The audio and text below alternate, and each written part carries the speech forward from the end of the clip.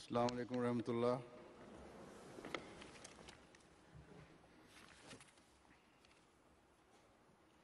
La ilaha illallah wahdahu la sharika lahu wa ashhadu anna Muhammadan abduhu wa rasuluhu. أما بعد فأعوذ بالله من الشيطان الرجيم بسم الله الرحمن الرحيم الحمد لله رب العالمين الرحمن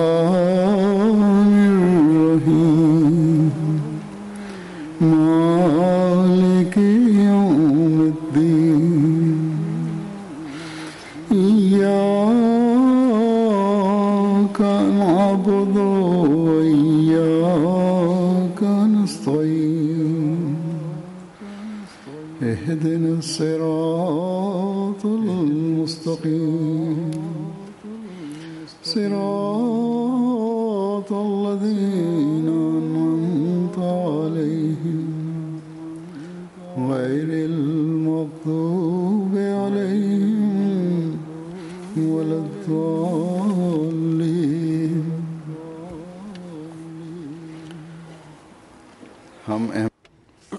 Nous, Ahmadi, qui avons accepté l'imam de l'époque, l'imam de la Jamaat Ahmadiyya, nous avons accepté le véritable amoureux du prophète Mohammed sallallahu alayhi wa sallam. Nous sommes venus de différentes sectes islamiques et différentes religions. Nous sommes venus de différentes nationalités et peuples. Nous sommes venus de différentes civilisations et de différentes souches de la société. Nous sommes venus pour éliminer toute différence, toute divergence entre nous par le message qu'Allah a révélé au prophète Mohammed sallallahu alayhi wa sallam, qui est un enseignement qui donne la chance à l'homme d'être dans la proximité de Dieu, qui est un enseignement qui donne tranquillité et direction pour tout homme et toute femme, de quelle que soit leur nature. Et cet enseignement est contenu dans le Saint-Coran qui a été révélé au prophète Mohammed sallallahu alayhi wa sallam. Donc, nous qui nous appelons les musulmans ahmadis, nous devons toujours nous souvenir du fait que nous qui venons de différents peuples, différentes religions, différentes nations et différentes civilisations, et nous sommes devenus une seule jamaat, une seule communauté à présent. Nous avons un objectif très spécial, donc nous avons une responsabilité spéciale.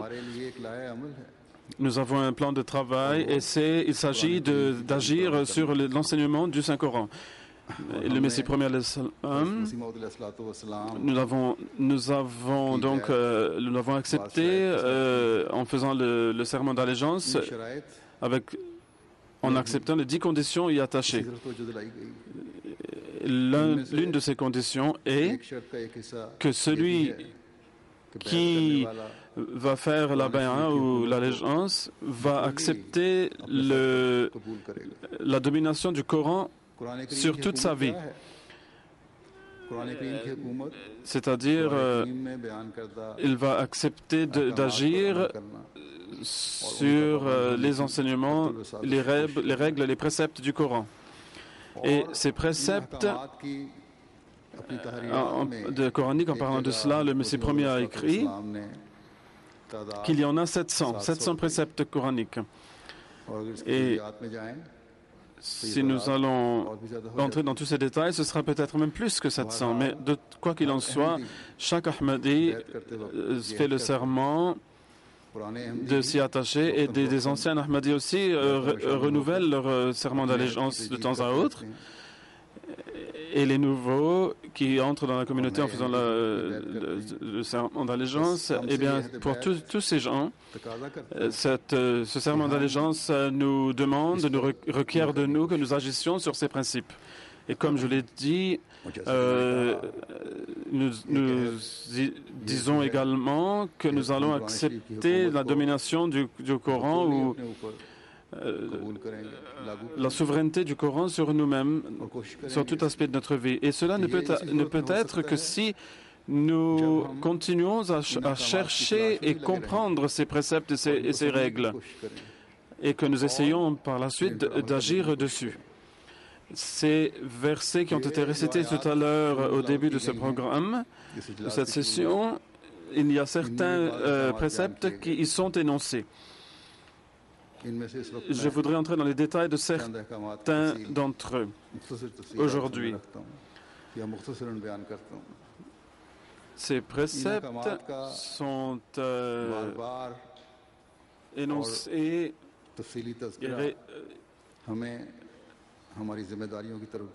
de telle façon qu'ils nous rappellent nos responsabilités de façon répétée.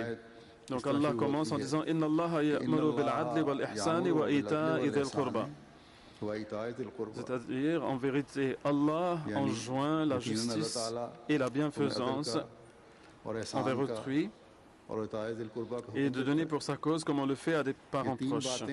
Donc voilà trois vertus qui, si nous les adoptons dans la société et nous les faisons donc se propager dans la société, tout le désordre social pourra en être dissipé. Et la société en deviendra une qui, dans ce monde même, sera un paradis réel, véritable. Et ensuite Allah dit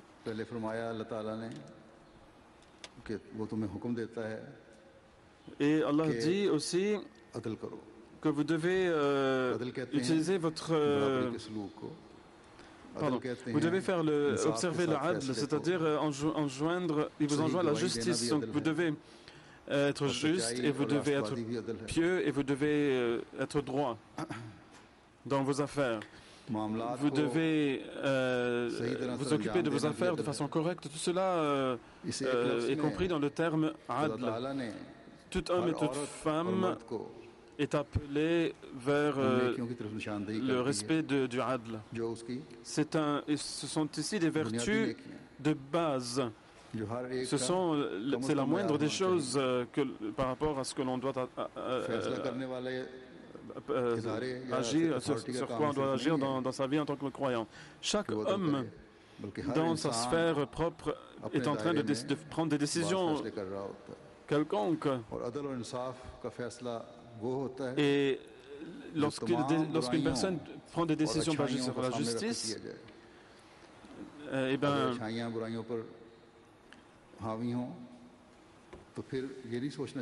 il ne faut pas prendre de telles décisions en pensant en étant influencé par ses passions ou ses intérêts. Il ne faut pas essayer de servir ses propres intérêts, prendre une décision pour se faire. Non. La justice signifie que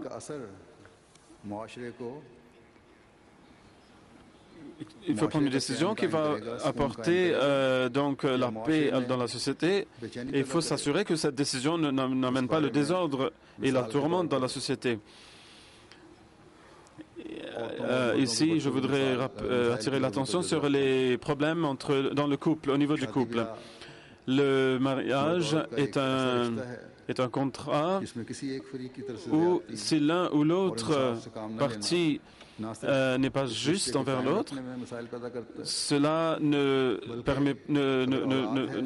va mener à la dissolution donc de cette relation et cela aura des effets très négatifs sur les enfants nés de ce mariage.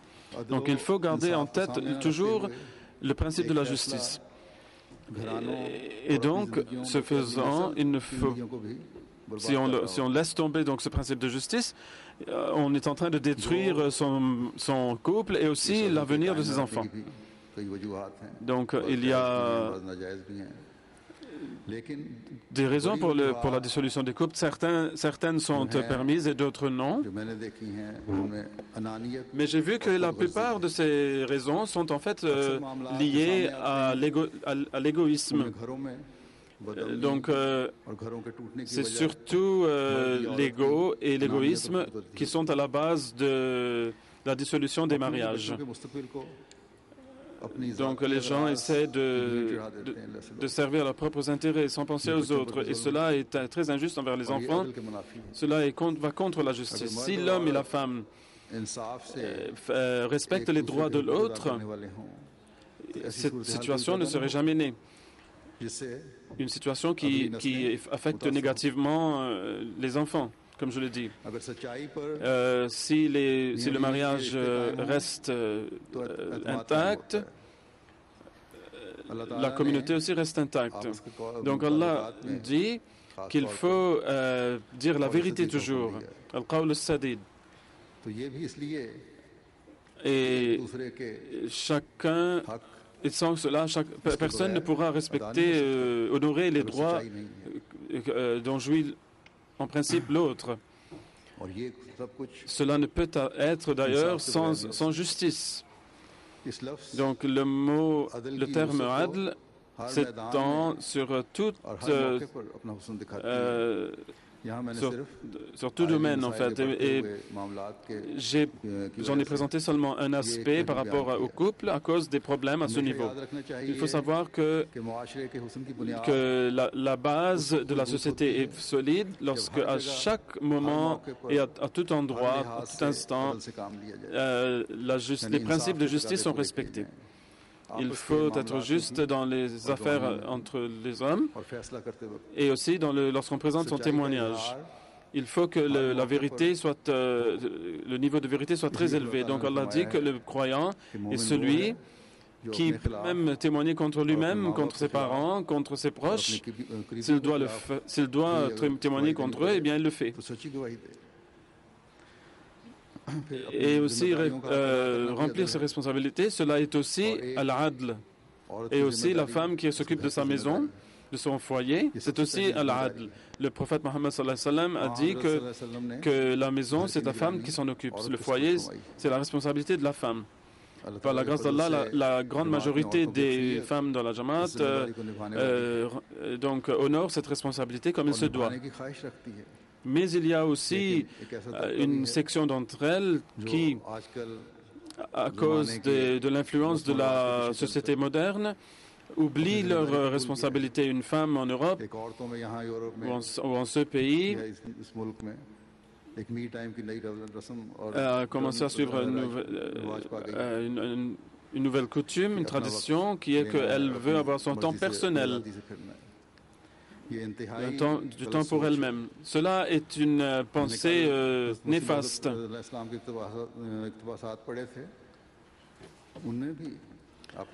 Donc la vraie foi, en fait, est que il faut mettre les enseignements de Dieu au-dessus, des commandements de Dieu au-dessus de toutes choses. Donc nous devons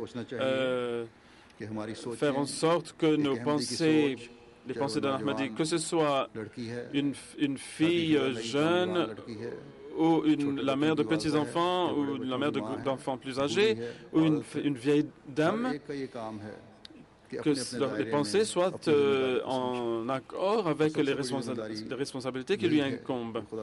Et il faut trouver et rechercher les commandements de Dieu y afférents et essayer d'agir de toutes ses forces là-dessus. Donc, de même, lorsque les hommes ne sont pas en train d'honorer leurs responsabilités, lorsque le mari est en train d'être injuste envers sa femme devant leurs enfants, et que les enfants sont en train d'être exposés aux effets de la société externe, eh bien, les enfants sont en fait détruits par leur propre père. Et c'est comme si la femme et l'homme, le mari et la femme, sont responsables ils sont responsables du fait de bien s'assurer qu'ils sont en train d'honorer justement les responsabilités envers le foyer et la famille. Donc, ce ne serait pas injuste si je n'attire pas l'attention des hommes aussi vers leurs responsabilités, alors qu'ils sont en train de m'entendre eux aussi.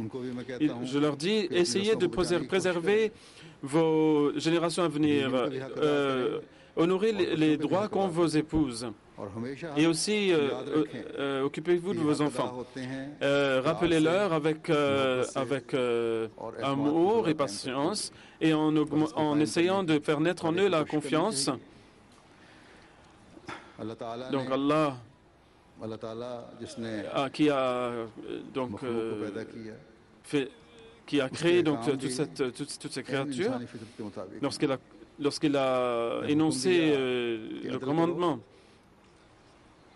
qui est observer la justice, eh bien, il faut que l'on observe au moins le niveau le plus bas de cela dans la société. C'est la moindre des choses. Et il faut, après, bien sûr, essayer de progresser et évoluer davantage dans ces vertus. Il faut qu'il y ait il faut aussi faire le ihsan pour avoir la paix dans la société. Donc, il y a des fois, il faut prendre des décisions dures pour pouvoir faire établir les droits des uns et des autres. Cela est une condition du adl.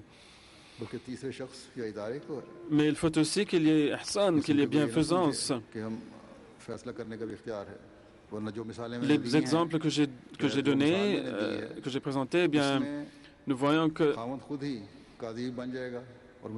le mari va devenir le juge et il va être injuste, et la femme va devenir la victime.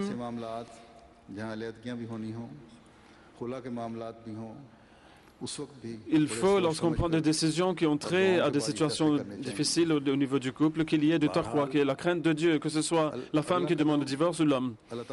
Donc Allah dit, observez le ihsan, c'est-à-dire la bienfaisance envers autrui. Et cela signifie que même si on vous traite mal, il faut quand même répondre par le bien, en fermant les yeux sur beaucoup de choses et en étant très patient. Il faut chercher les chemins menant au bien-être et au bien. Si l'on fait cela, la société connaîtra une atmosphère à tous les niveaux d'amour et d'amitié, et où l'on honore les sentiments d'autrui. La femme et le mari se feront le bien l'un à l'autre. C'est ce que Dieu veut. Et aussi dans les relations entre amis ou entre voisins, il y aura donc cet esprit d'amour et d'entraide qui progressera. Donc il faut adopter ce niveau-là qui vous amène au niveau où vous faites des sacrifices de façon tout à fait altruiste, où vous ne pensez plus à vous-même. Et vous atteignez cette étape-là lorsque vous arrivez au Ita et Dhil Qurba.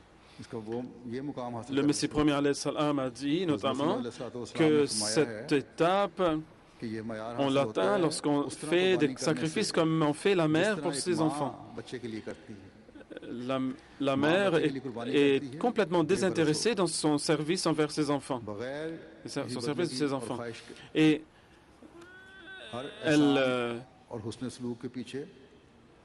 elle fait de la bienfaisance sans s'attendre à aucun bien en retour, en contrepartie.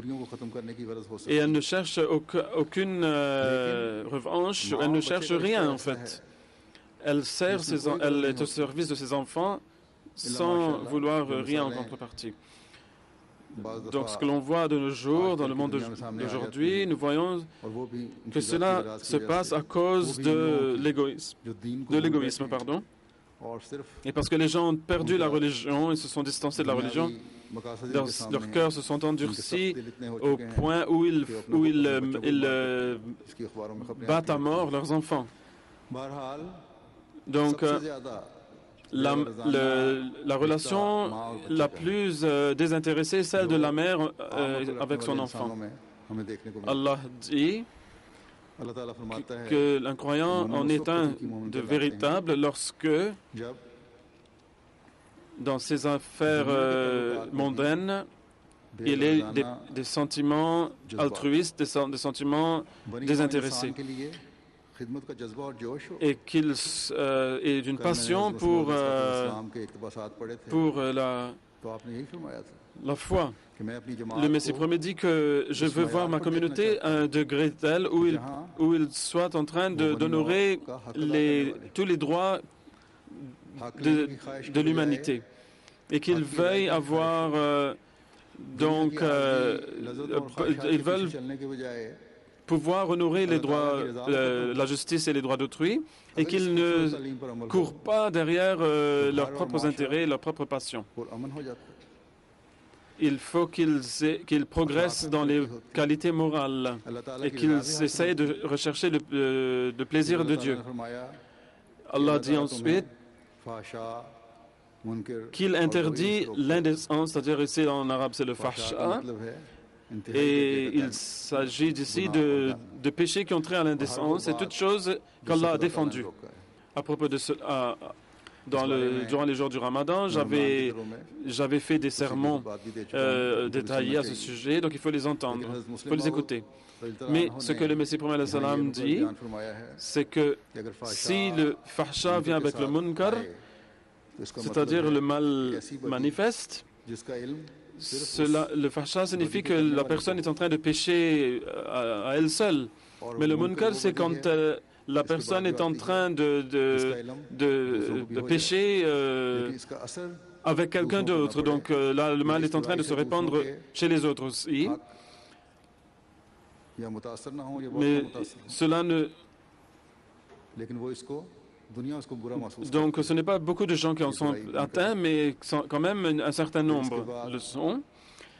Et après, il y a al-Baghi.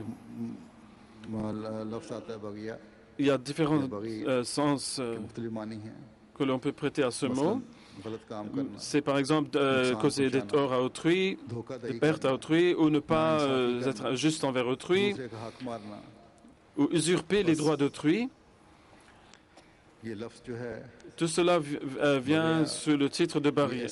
Donc c'est une chose très néfaste et qui détruit la paix et la tranquillité au niveau de la société. Donc il y a les trois choses qui sont défendues par Allah: al-fahsha, al-munkar et al-baghi. Allah dit qu'un véritable croyant et une véritable croyante, il veut les voir donc dans un état tel où ils sont en train de répandre le bien et ils se protègent du mal. Et non seulement eux-mêmes sont saufs par rapport à ce mal, mais qu'ils essaient de sauver la société aussi de ces choses. Donc voilà la responsabilité qui nous incombe en tant qu'Ahmadi. Nous avons accepté l'imam de cette époque et donc nous avons dit que nous allons répandre le bien dans la société et aussi empêcher le mal.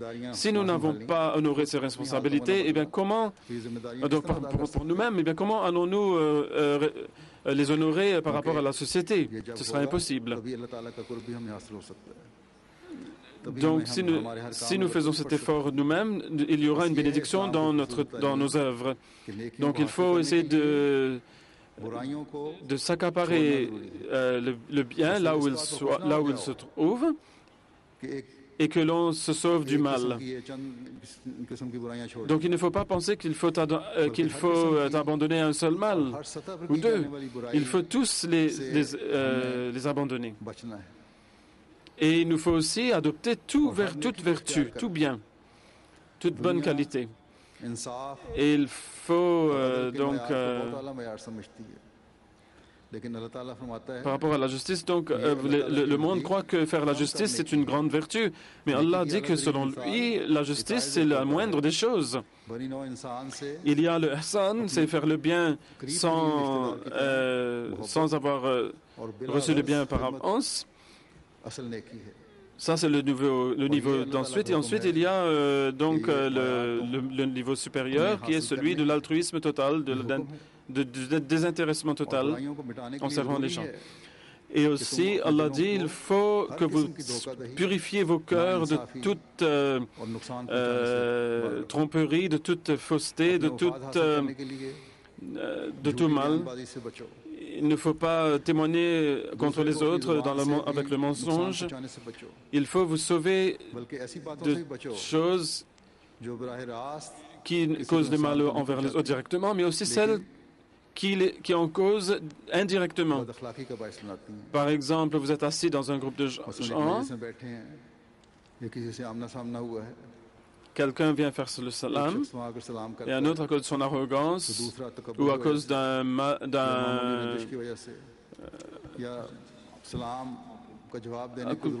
enfin, à cause d'une rancune quelconque, il refuse de lui répondre à son salam. Allah a dit dans l'islam donc que faire le salam, saluer les gens de la salutation islamique, de paix, est un commandement de base à respecter.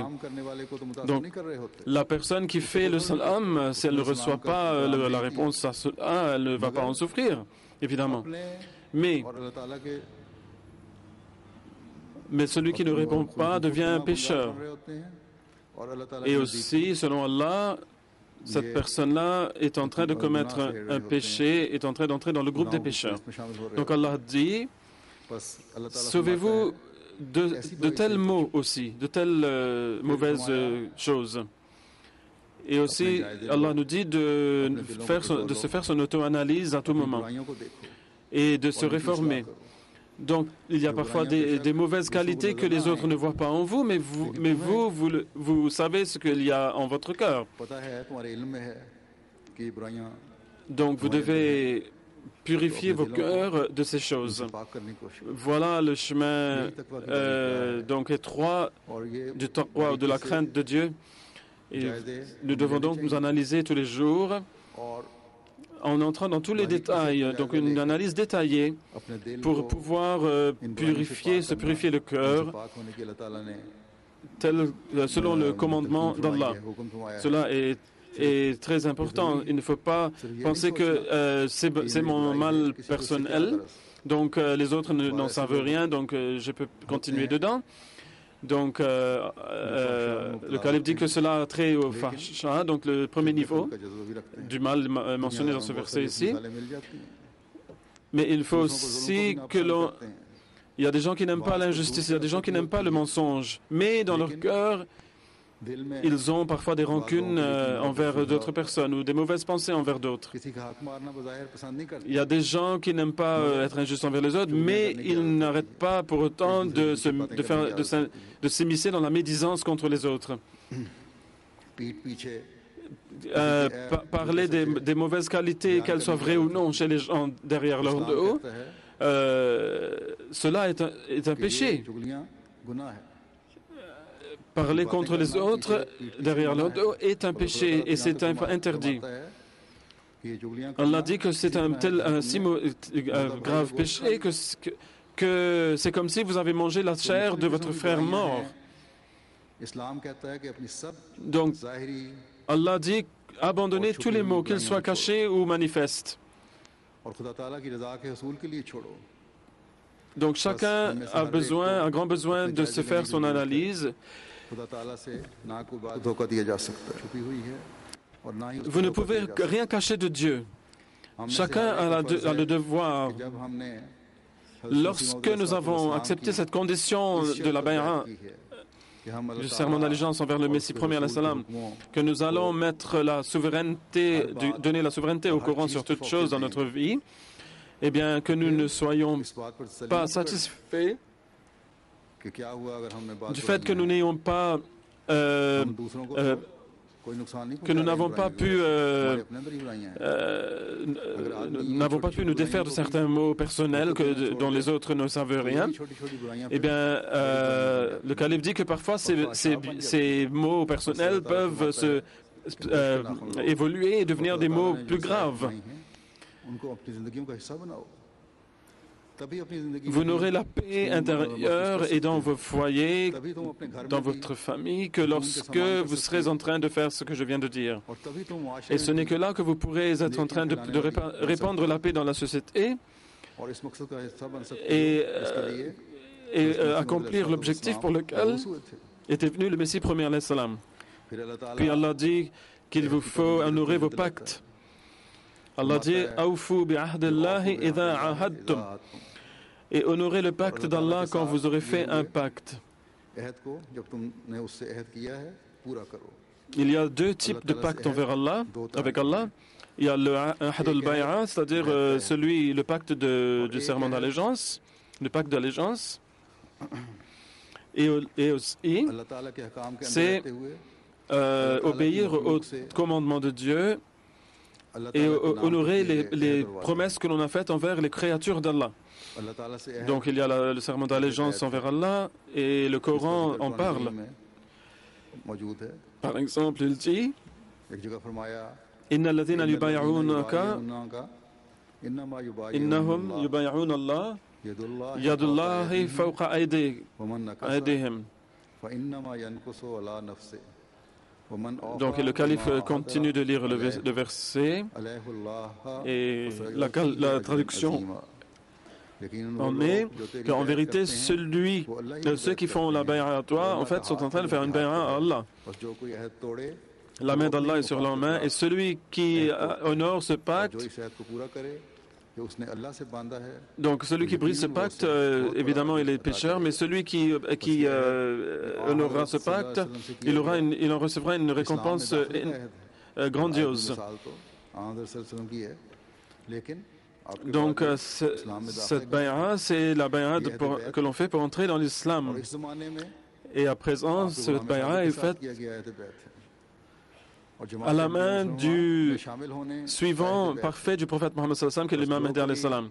Et celui qui se dit être membre ou qui se considère membre de la Jamaat Ahmadiyya, il faut que cette personne fasse tous les efforts possibles pour honorer cette bay'a, ce pacte d'allégeance, et que cette personne accepte la souveraineté du Coran sur sa vie. Et ce n'est que là que cette personne sera comprise par Allah comme étant parmi ceux qu'Allah aime.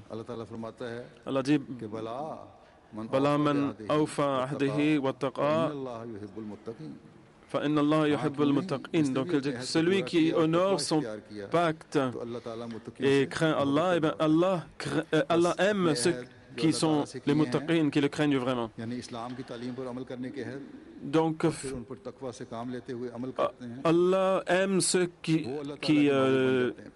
honorent leur pacte et qui le craignent. Pour un croyant et une croyante, voilà l'objectif de la vie. Il faut faire des efforts pour l'atteindre. Et il faut être du nombre de ceux qu'Allah aime. Il faut faire des efforts d'être parmi ceux qu'Allah aime, répète le calife. Donc chacun d'entre nous a le devoir d'honorer les termes de la bay'a. Sinon la bay'a ne sert à rien. Si nous allons faire tout ce que nous voulons après avoir fait la bay'a et nous n'allons pas laisser le Coran nous diriger dans sa souveraineté au-dessus de nous, eh bien, il n'y a aucune promesse de salut pour nous. Et il y a aussi l'opposition qui vient de l'extérieur, que l'on fasse la bay'a alors. Et on n'a pas obtenu le plaisir d'Allah, et aussi on doit souffrir de l'opposition des autres. Quel en est le profit? À quoi ça sert? Donc il faut à tout moment remplir et honorer son pacte. Allah dit adoptez le bien, abandonnez le mal, tel que je l'ai dit tout à l'heure. Voilà le pacte d'Allah en fait. Et pour répandre et faire propager ce bien dans le monde, le pacte au nom d'Allah, bien sûr, c'est un pacte qui est conclu entre des hommes, mais selon l'enseignement divin, c'est au nom d'Allah que l'on le fait. Donc il faudra donc honorer ce pacte. Et Allah a dit que vous allez être questionné à propos de vos pactes. Est-ce que vous avez honoré ces pactes dans vos pactes entre vous, conclus entre vous ou non.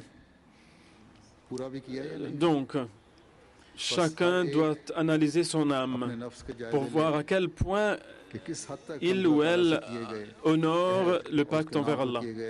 Allah dit,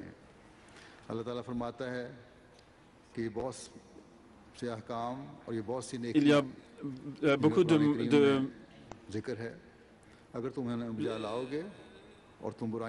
si vous allez adopter les bonnes qualités, les vertus et vous allez abandonner le mal, vous aurez une grande récompense pour cela. Man amila salihan min dhakarin aw untha wa huwa mu'minun فلنحيينه حياة طيبة ولنجزينهم أجرهم بأحسن ما كانوا يعملون.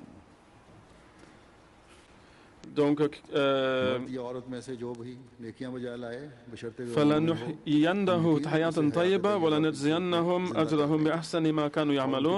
quiconque agit avec droiture, homme ou femme, et qui est croyant, nous lui accorderons assurément une vie pure et nous accorderons assurément leur récompense à ceux-là selon la meilleure de leurs œuvres. Donc, que ce soit un homme ou une femme, croyant ou croyante, il faut qu'ils adoptent le bien et qu'ils abandonnent le mal. Donc voilà l'enseignement très beau de l'islam qui dit que la paix peut être répandue dans la société par pas seulement les hommes ou pas seulement les femmes, mais les deux doivent y contribuer. Les deux, hommes et femmes, doivent honorer leurs responsabilités et se sauver du mal et doivent honorer leur pacte. Si cela a lieu, vous aurez la meilleure des récompenses. Allah n'a fait aucune distinction dans sa récompense envers les hommes et les femmes. Donc voilà un message qui pense que dans l'islam, la femme n'a aucune valeur et qui pense qu'elle ne valent même pas autant qu'une paire de chaussures. Dans l'islam, l'homme et la femme sont égaux. Celui ou celle qui fait le bien recevra sa récompense de la part d'Allah pour cela. Et ceux qui objectent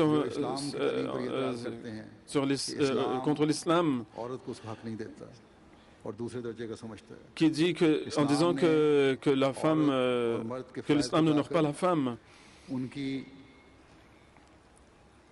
Allah a attiré l'attention des hommes et des femmes sur le fait qu'il faut honorer ces pactes. Si les gens agissent dessus, l'islam amènera à une société dont on ne verra de telle aucune part ailleurs. Les différents partis politiques ou les gouvernements donc créent des lois, mais ces lois comportent des faiblesses et ces lois deviendront de plus en plus faibles comme vous le constaterez à l'avenir. Mais les lois qui ont été instaurées par Allah sont les lois les plus élevées et elles s'adressent à tous et elles sont éternelles. Donc chaque homme et chaque femme ne doit pas être affecté par ces slogans au nom de la justice qu'ils entendent dans le monde, mais ils doivent plutôt chercher leurs droits dans les commandements du Coran. Chercher aussi leurs responsabilités et leurs devoirs. Et ensuite, d'essayer d'atteindre l'objectif de leur vie, s'ils vont essayer d'établir ces niveaux-là comme requis par Allah, les gens pourront arriver au plaisir de Dieu et à la paix, qu'Allah donne la chance à tous de se faire, Inch'Allah. Nous allons prier ensemble à présent.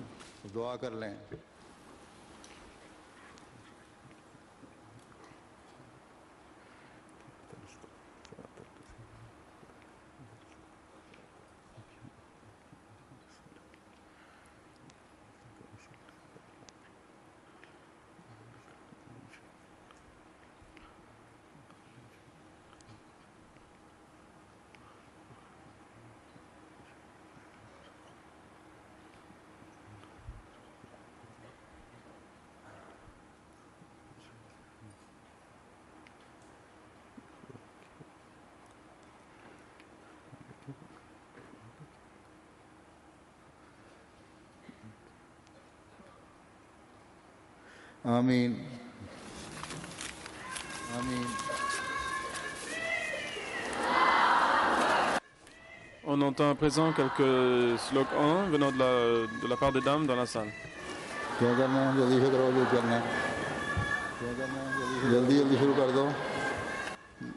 Sa Sainteté le Calife dit commencez vos poèmes s'il vous plaît.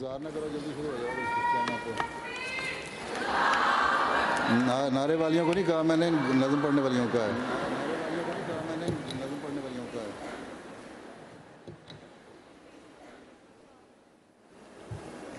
ये शुरू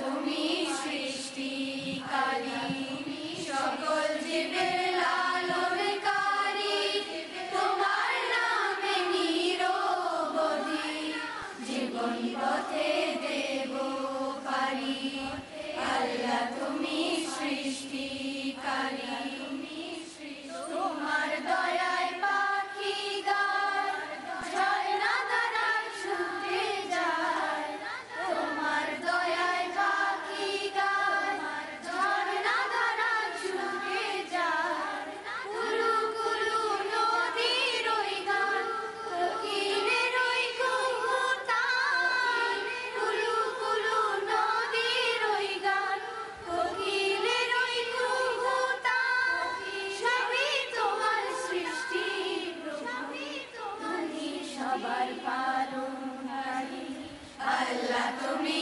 সৃষ্টিকারী সকল জীবের লালনকারী তোমার নামে নিরবধি জীবন পথে দেব পারি আল্লাহ তুমি সৃষ্টিকারী সকল জীবের লালনকারী তোমার নামে নিরবধি জীবন পথে দেব পারি আল্লাহ তুমি সৃষ্টিকারী कहा था जो तलू शम्स में मग़रिबहा मोहम्मद मुस्तफ़ा का कौल ये पूरा हुआ मसीह पाक के कश्फी ये ताहिर आज यूं खिंचे आते हैं जो देखे हुस्न इस्लाम का जमात अहमदी बरदानिया तेरा नसीब खिलाफत के तले खिदमत का ये मौका मिला क़यामे अहमदियत दर ज़मीं बरतानिया हुए 100 साल पूरे दिल करे हमदो सना अमल भी हो तशक्कुर के सही जो तर्जुमा खिलाफत की हो सोहबत का खुदाया हक अदा From 1913 to 2013, Ahmadiyya UK is 100 years now. So let's celebrate, celebrate, celebrate. Oh, let's celebrate the centenary. All Ahmadis celebrate, celebrate, celebrate. Oh, let's celebrate the centenary. Celebrate the centenary. क्यों कर हो शुक्र तेरा तेरा है जो है मेरा तूने हर कलम से घर पर दिया है मेरा जब तेरा नूर आया जाता रहा अंधेरा जब तेरा नूर आया जाता रहा अंधेरा ये रोज़ ज़िक्र मुबारक ये रोज़ ज़िक्र मुबारक ये रोज़ ज़िक्र मुबारक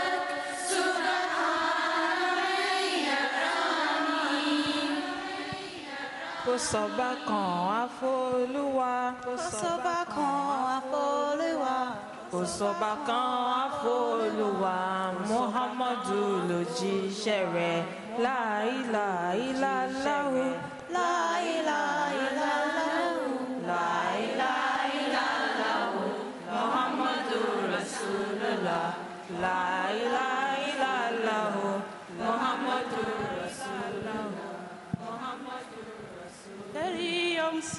wamlala okujjako Allah mutume Muhammadi mubaka we teri omusinzi wamulala okujjako Allah mutume Muhammadi mubaka we la ilaha illallah la ilaha illallah la ilaha illallah Muhammadur Rasulullah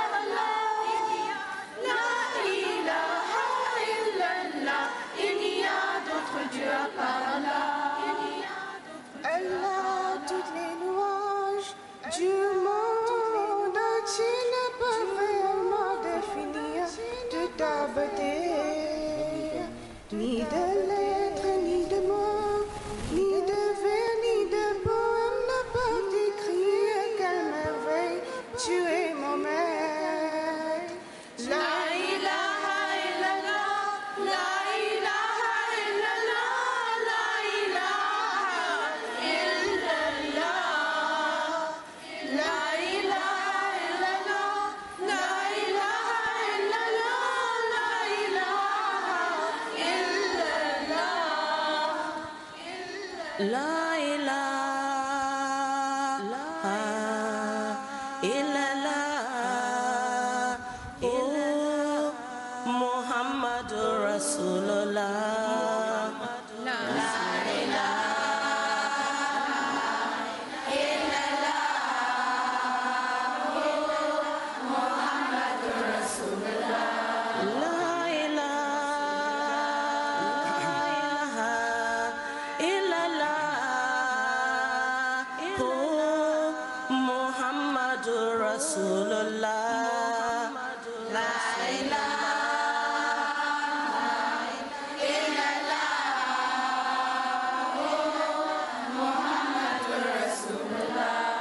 Obiara ni ho efata se yesumno diso nyankopon kote na Muhammadu wa yenismafo. La ilaha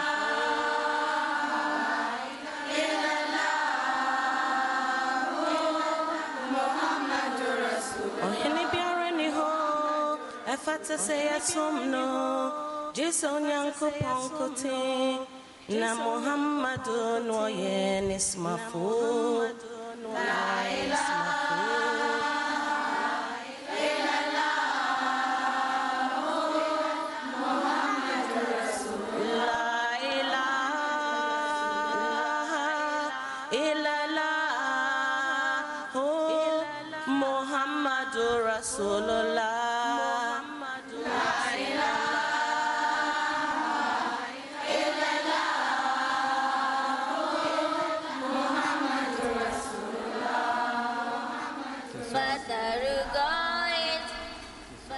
Assalamu alaikum warahmatullah. You can come here.